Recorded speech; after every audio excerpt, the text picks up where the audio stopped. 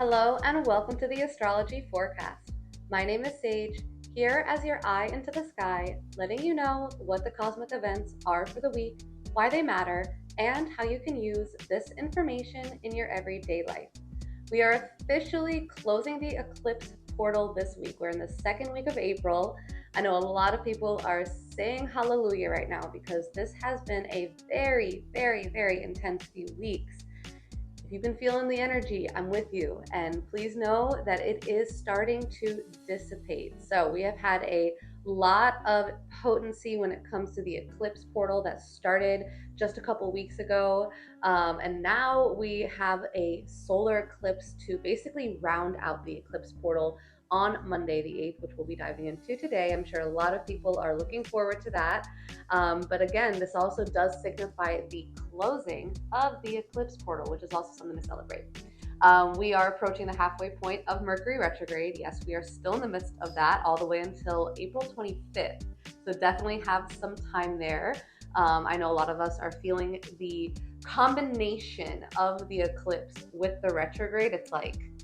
It's a lot. So yeah, definitely reach out if you do have any questions, if you're seeking any sort of astrological guidance. I am offering April personal forecast readings as I do each and every single month. No worries if you are booking it into, a little bit into the month, that is okay. I've had people midway through the month book a reading, and we've looked, previously at what has happened in the first few weeks, and then we look ahead as to what will. So, on that note, Aries season is still in the full swing of things. I know we've got about a week or so left. If you are an Aries, or if you know and love an Aries and you would like to gift yourself or someone else the gift of a birth chart reading or a solar return chart reading. Keeping in mind the birth chart reading is very different than the solar reading. Solar reading is a birthday chart reading that's only in effect for 1 year versus the birth chart reading is your entire life. Both of those are on special discount. 30% off for birth chart readings and 50% off for solar return readings. Link is below if you would like to book one of those. Last but not least, last announcement.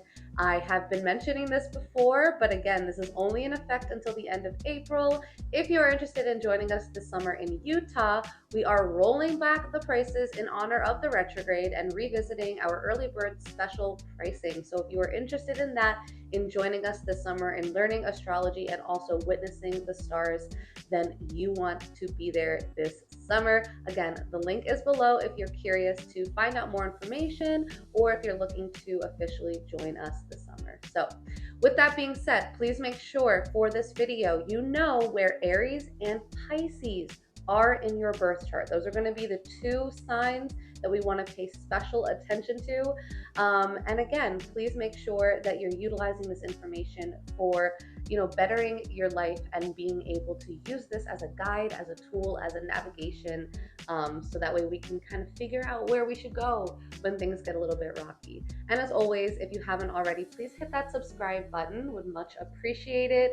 If you have been getting value from these videos, make sure you like them and tap the notification bell, of course, if you want to stay up to date each Sunday when I post a new forecast. And with that being said, let's dive into this week's cosmic events.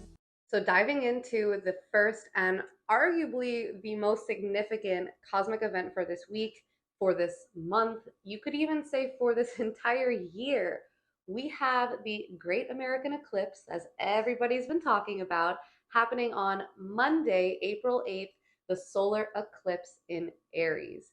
Now let's talk a little astronomy for a second. Solar eclipses are when the sun and moon are together in the same sign, right? So this is still considered to be a new moon, but it is a very supercharged new moon. And in this case, astronomically speaking, the moon is basically in between the sun and the earth. And it basically blocks our view of the sun, right? Which is why we get this moment of darkness during the day, which is very atypical, and which is basically what makes eclipses so momentous in a lot of ways. And this is essentially the moment in time when we get this really exact cosmic alignment between the earth, the moon, and the sun. Now, again, this is a new moon, but it is a supercharged new moon, and it is also rounding out the eclipse cycle that began back on March 25th when we had the lunar eclipse in Libra.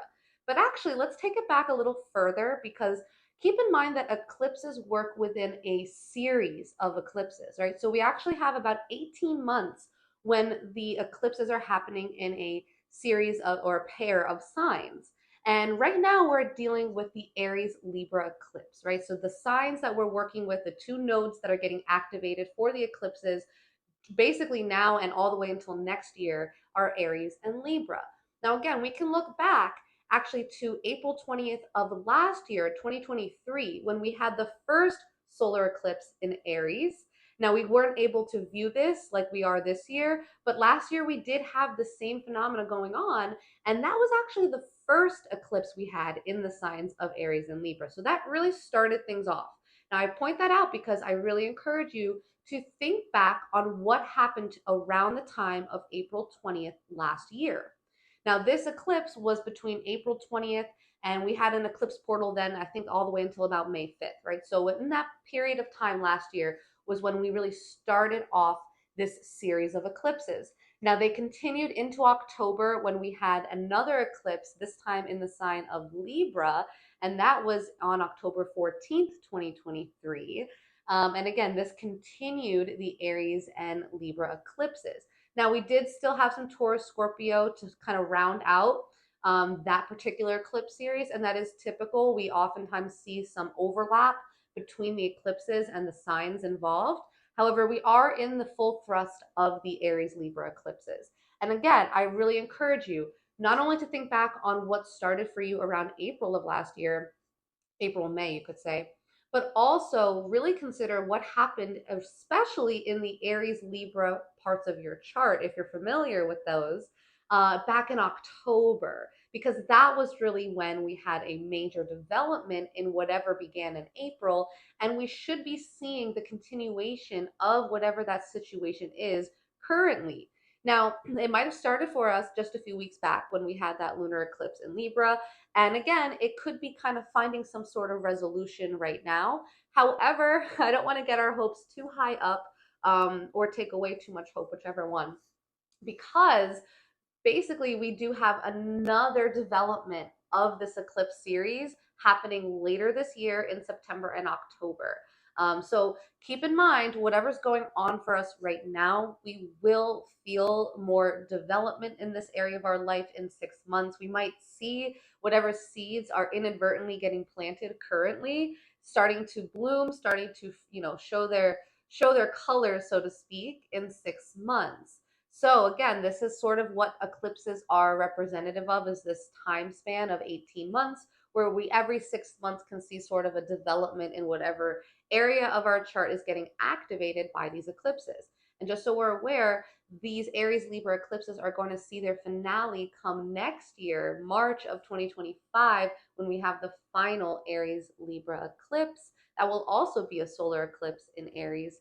That'll be, I think it's March, what is it? I wrote it down, March 29th of 2025. So be ready for that. We do have about a year left of working with these Aries Libra eclipses. Now, I mentioned that it's a new moon. So a lot of people are thinking, oh, great. I always like to set intentions around the new moon. I like to, initiate my goals, plant those seeds, right? And if you listen to my forecast, I always preach that. But right now, please pay attention. I'm basically saying the opposite.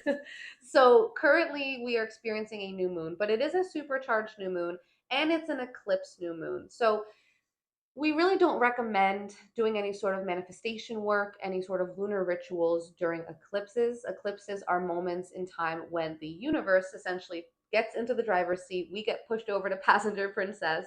And basically we're left to just, be, what is it? I guess at the mercy, so to speak, of the universe. And I say that with love because sometimes this can feel chaotic, and I understand that, right? So a lot of us might be going through some stuff, especially when it comes to relationships, as again, we just had the Libra eclipse. Aries is very different from Libra, right? They're opposite signs. And so we're really dealing with the themes of relationships versus the relationship with oneself, and how do you balance the two? So you might have even been experiencing that in some way, shape, or form in your experiences over the last few weeks with these eclipses. And so, the nice thing with this new moon eclipse being the finale of this eclipse series, or I should say eclipse pair, because the series does continue till next year, but we do have these two pairs happening now. And this is the last one up until, for the next 6 months. Now it is a new moon, which is nice in a sense because this new lunar energy, basically this new lunar cycle that's starting on Monday the 8th, that's also propelling us out of the eclipse portal. So if we really consider that we've started the eclipse portal with this huge peak of energy, right? That lunar eclipse in Libra hit a lot of us really hard. But now, as we exit the eclipse portal, we have this lovely new moon in Aries, which is, of course, the solar eclipse. Now, again, there is some stuff going on here that can bring up some things that we need to work through. However, it is nice that it is a new moon to kind of get us out of the eclipse energy. Now, I do want to make a special note. Chiron will be present within this eclipse. This is one of the key significators of this eclipse. It's one of the major astrological implications we're looking at because Chiron is such a energy of healing and of bringing up your deepest wounds, insecurities, the shadows that we don't always really want to work with, that we don't always really want to face, but we have to in order to grow and to evolve, right? It's kind of like that old adage, we evolve or we repeat. The eclipses are essentially asking us to look at this. Am I evolving past my former self? Or am I putting myself back in a position where I have to repeat lessons that I was supposed to have already learned? Supposed to, right? It's all supposed to happen in exactly the way it's meant to. But this is a really good opportunity to do that healing work. Now, I don't recommend doing active manifestation. However, inadvertently, we will be naturally planting seeds during this time. I would even pay special attention to whatever comes up during this time that maybe just like feels more significant to you in some way, shape, or form. Maybe you journal. This would be a great time to just note how you're feeling, note what the things are that's coming up, because in 6 months you can look back and see, oh wow, I initially said I wanted to start baking, and now 6 months later, I've just finished all 10 recipes that I planned on baking, or whatever it is. Whatever it is, it doesn't have to be that, but the concept is that even if we aren't actively manifesting, things are still being put out into the universe. We are still potentially feeling that surge of new moon energy that is guiding us towards beginning things that we previously had not began. And so even if we are not actively working with this energy, we are certainly still feeling it, and we might even recognize it in 6 months coming back up for us. So again, just some interesting things to pay attention to. And last but not least, before we move on to the next two cosmic events for the week, I do want to make a special note that the solar eclipse will, of course, be visible for everybody in the United States, pretty much everybody. There is a path of totality, which I did post on my Instagram story. I will repost it. I'm sure a lot of us have seen this path of totality. Again, I'm not in it, so unfortunately I won't be able to see it in its full glory. However, I'm sure a lot of you will be, which is amazing. Make sure you do take pictures safely. Don't view the eclipse through your phone screen. That still is not going to be so good. Plus, then you're missing out, right? The best thing to do is to get solar eclipse glasses if you haven't already done so. Hopefully you have, because I am posting this Sunday night and the eclipse is tomorrow. But definitely, if you haven't gotten eclipse glasses, get them, because you do not want to view the eclipse with the naked eye. That will cause serious eye damage. Please also make sure that your eclipse glasses are I think it's American Astronomical Society. I know it's AAS. I think that's what it stands for. Make sure it's approved by them or the ISO. Okay, either one is fine. Some of them are both certified. They're certified by both. Make sure that it's that. Otherwise, you might be getting some counterfeit glasses, and it could still cause eye damage.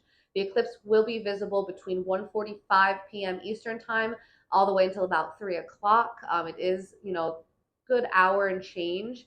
But there will be a moment where it should be the most visible, and we can see the moon actually crossing over the sun and getting this moment of stillness, of darkness. A lot of people ask, what do I do during the eclipse itself? Recommendation is to go inward, right? Again, this is what the ancients used to do. A lot of people were afraid of eclipses. They didn't know what it was. They weren't expecting it. So all of a sudden it just gets dark in the middle of the day. People probably did view it with the naked eye and found out later on that caused eye damage. So there was a lot of fear around eclipses. Even animals in the wild would be affected by this change in daylight versus darkness. So very interesting stuff to pay attention to, but definitely find whatever fits your soul, whatever you feel you are needing in this moment, going inward, reflecting, meditating, journaling. Maybe go for a walk, maybe take a bath, or maybe just do something quiet to yourself or with a loved one. Whatever it is, just make sure that you are intentionally utilizing the time of the eclipse in some way, shape, or form that you feel is best for you. Moving along to the second cosmic event this week, happening on Wednesday, April 10th, we have Mars and Saturn conjunct in Pisces. So we're taking it back a minute. We're going back to Pisces here. Again, this is why I did say at the very beginning, look at where Pisces is in your chart.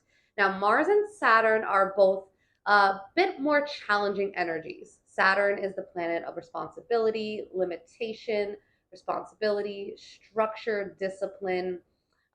Think of Saturn kind of like the daddy of the zodiac telling you that it's your bedtime and you have to abide by your curfew. And then now Mars is, again, a very challenging energy as well, but different. Mars is the planet of battle and willpower and drive, aggression, and basically Mars is the instigator. It's the one who's going to create a little bit of friction, a little bit of tension. Now, Mars and Saturn together are known as the malefics in astrology.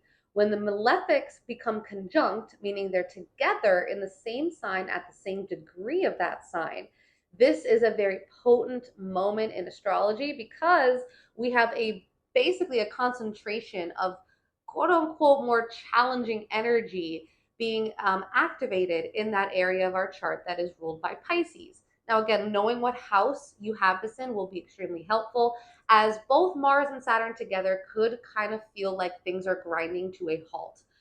Mars is this very go-getter, action-oriented planet, and it's meeting up with Saturn, which is a very slow-moving planet, which cares a lot about structure and authority and doing things the right way, whereas Mars is just more concerned with getting it done.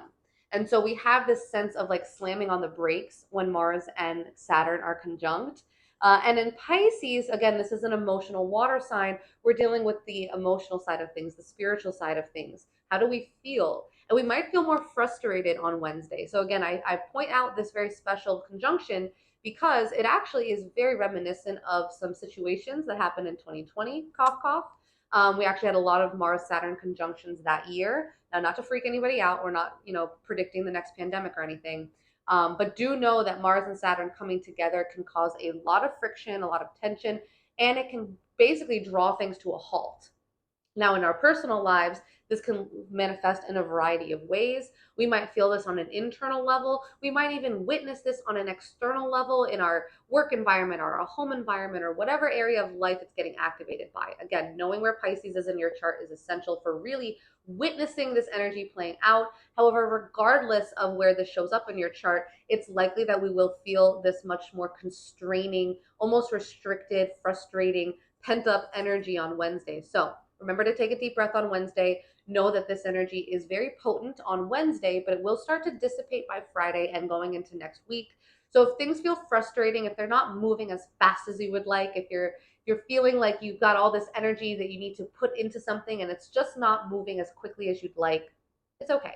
Take a deep breath, have some patience, give yourself some grace, and know that this is basically to be expected on Wednesday. However, we don't see this energy lasting for too much longer, thankfully. So there is light at the end of that tunnel. And last but not least, on Thursday, April 11th, we have a Sun Mercury CAZIMI in Aries. Now, again, I hear everybody saying CAZIMI. Oh my gosh, I've heard that word before. A lot of people are fascinated by the word CAZIMI. I don't know if it's just because it sounds like a fancy astrology word, but CAZIMI just simply means at the heart of the sun. A CAZIMI is when a planet, in this case Mercury, is essentially in front of the sun, directly in front of the sun. This is considered a conjunction, but it's a direct conjunction. And in the case of the sun, it is called a CAZIMI because the energy of that planet is essentially exuded through the sun's rays. You can almost think about the sun kind of shining behind it and illuminating this planet, and suddenly it becomes a lot more visible, clear, and felt by us all. Now, Mercury, again, is retrograde. It is in Aries. It's the planet of communication. It deals over our thoughts, our mind, our words, everything mental and communicative. And having Mercury CAZIMI with the sun does mark the halfway point of the Mercury retrograde. So there is a moment of, whew, all right, we're almost there, right? So Thursday does mark the halfway point, and it is essentially looked at like a turning point. You know, whatever began for us on April 1st, which was when Mercury first stationed retrograde, we might have experienced a lot of slowdown, a lot of reflection. We might have had people, places, things, situations from the past coming back up and having us review those things, maybe take a second look, maybe go back and revamp or redo things. And that's typical. We might be experiencing, you know, communication delays and travel delays and technology glitches. I honestly have had so many technology glitches, including right now, even with recording. It's crazy. Like, just this is normal, right? We have to just remember it is totally normal.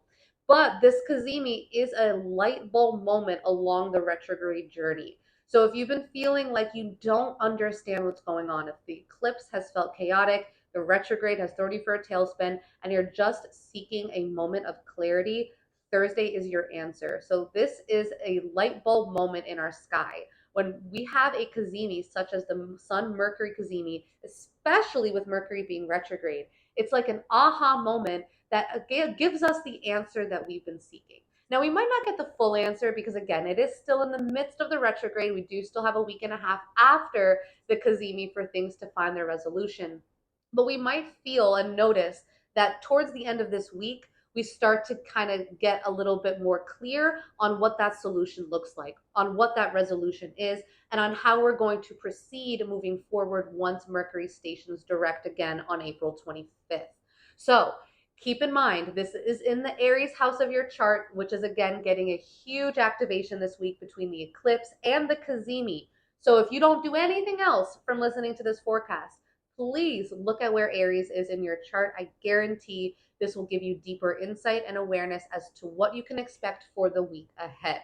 Now, again, the CAZIMI is a beautiful opportunity to get the answers you've been asking for. Maybe go ahead and meditate because, again, this is retrograde energy we're working with, so it's all about going inward. We're not so worried about expressing ourselves during this CAZIMI. We're not worried about having the right conversation. It's more about receiving the right answer within ourselves, getting those quote-unquote downloads, and in time finding that resolution that we've been seeking. So again, that is towards the end of the week. We have that halfway point, that moment of clarity. So utilize this time post retrograde or post eclipse crazy portal to really hone in on what the true answer is and allow the CAZIMI to help illuminate that for you.